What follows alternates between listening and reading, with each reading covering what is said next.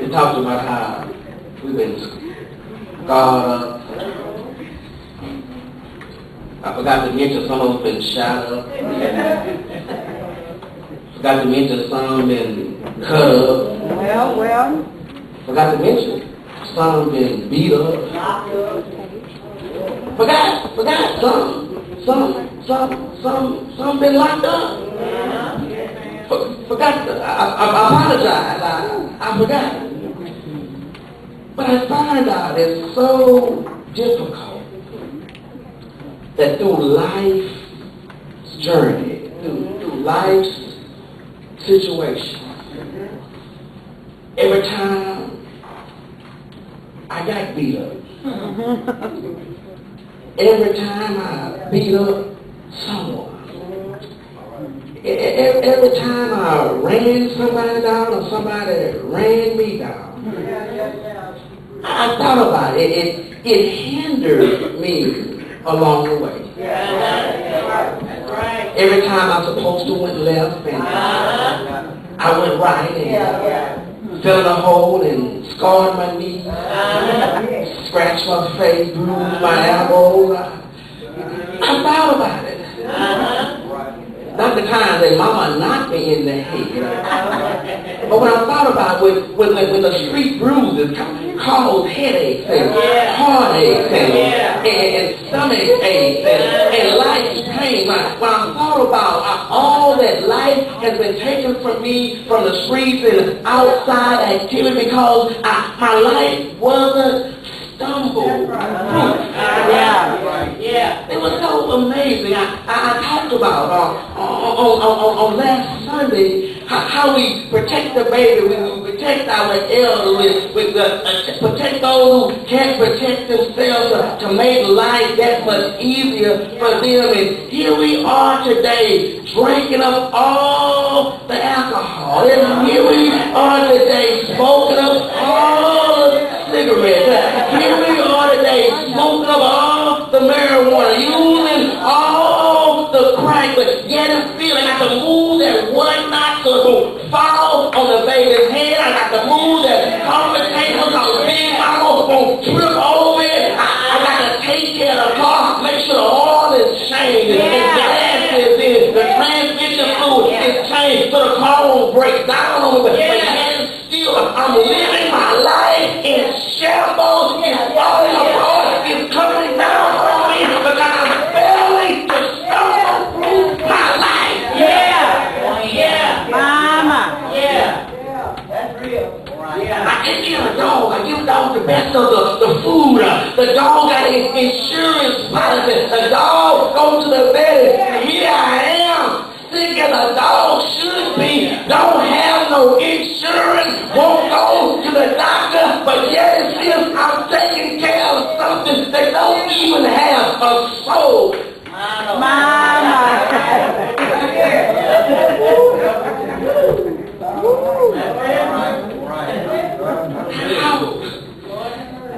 How to stumble through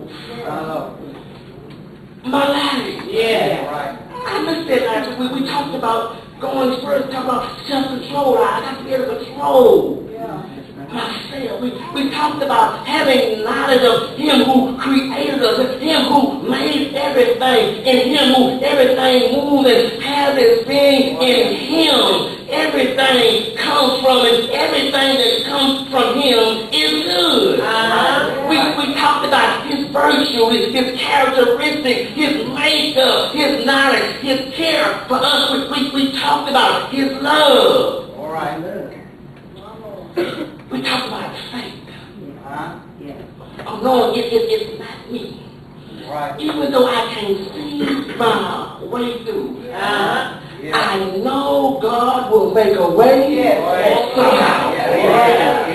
I can't see through the clouds, but I know there's a rainbow on the other side. I can't fight my way through. I can't break my way through, but I know if I stay on bended knees, my breakthrough is coming.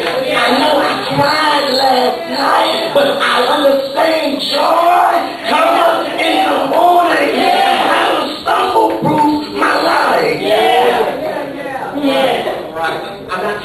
how to be sin-free or sinless, because we all have sinned and come short of God's glory, but how to stumble, how to live your life the way God has designed it to be lived through God's roadmap to life, through God's roadmap to eternal living, to eternal life is right here in this book, and it should be no reason I have to stumble and fall, trip and back up, waver from side to side. It's no reason, no matter how the storm may blow, I can still stand strong. The winds may come, but still stand fast, because I've developed my life stumble-proof to worldly accusations, to worldly thoughts, to worldly lust, to worldly cares, and then I developed my mindset away from worldly ideas, worldly thoughts. I have stumble-proof my life based on the characteristics of Jesus. All right. Help me hear that. All right. Today, don't you know, man, we've been driving the freeways, the roads, the highways for so long. Yeah. And when man decides to do work, All right. they set up barricades Yes, sir. miles and miles away to let you know you can't travel this road. Right. You have to change lane. Because something is going on in this lane that your car can't drive through, your bicycle can't move around. Something is going on up here that's going to cause you some problems. And so what man does, man sets up barricades, giving you warning way ahead of time that danger is ahead. Man sets up signs to let you know there's a steep curve ahead of you, so slow down, take it easy, because if you're going too fast, you just may run off the road. Man has put up signs to let you know in this particular area when it's raining, it's slippery. Man has gave us all types of signs to let you know that if you're driving and the storms are raging and it seems like the ground is black, don't just drive through the water, because it might let you know that your car is not a boat and your car will go under. Man has put red lights up to let you know to stop on red, slow down on yellow, to go on green. Man has put flashing lights up to let you know, take caution. Before crossing this intersection, God has put a map in place to let you know when trouble is ahead. God has given us a map to let you know it's slippery when God has given us a map to let us know detour from that direction and go this way. God has given us a let us know the road is straight and narrow, but back on this road, don't go that way.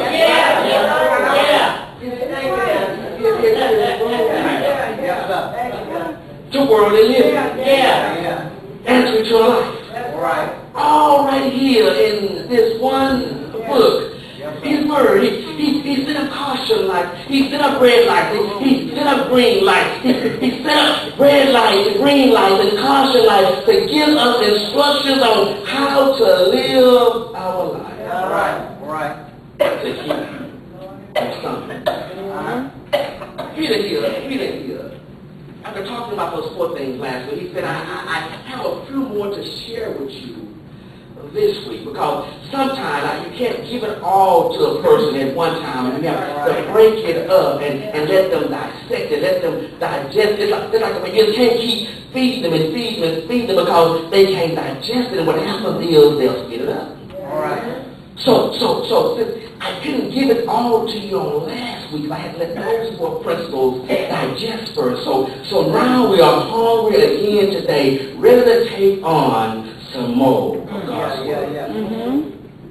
He first said, after you learned of me, he said, after you took knowledge of me, he said, I'm going to put 3 and 1 together. He said, I'm going to give you temperance and patience and perseverance. He said you have to take on his knowledge, and to add knowledge brings on temperance, which means you back to self-control. You have to know how to control sir. yourself. I don't care what they say. All right. I don't care what they do. Yeah. I don't care what kind of sign language they use. Yeah. I don't care how they cut you off or run you off. I don't care how they disrespect you. You have to maintain some temperance in your life. God, I know a whole lot of people that was right, but they opened their mouth at the wrong time, and now they're dead. But it don't matter about how right they were. I know a whole lot been hit upside the head. Yeah, you was right, but you still got to bruise the show that you should have kept your mouth closed. So he said, self-control, take on some temperance. Yes, sir. Yes, sir. He said, what temperance gonna bring? Temperance gonna bring some patience. I have a problem with people always in a hurry. If I'm on the way to be there when I get there, and if it's not, I'll catch it the next round. Which means it wasn't for me, so I just have to catch it the next time it comes. All right. Yeah. We're in a hurry for everything. Right. When it comes down to God, I'll be there when I get there. No one runs red lights to get to church. No one runs stop signs to get to church. Ain't nobody speed is ducking in my lane to get to church. But we'll run over folks to get the word. We'll run over folks to get to the drugstore, the grocery store. When it comes down to God, I'm going to lay back here and chill, sip on my soda, drink my coffee. When I get there, I'm there. And nobody better not be in my seat when I get there. Yeah, you're right, pal.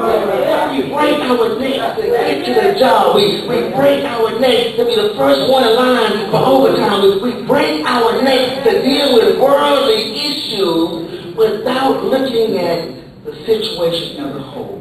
Right. You gotta have self-control. You gotta have some patience. He said, once you get those things together, this is still one. You got to have some perseverance. Right. Yeah. Which means you have to have some persistence. Yeah. Right.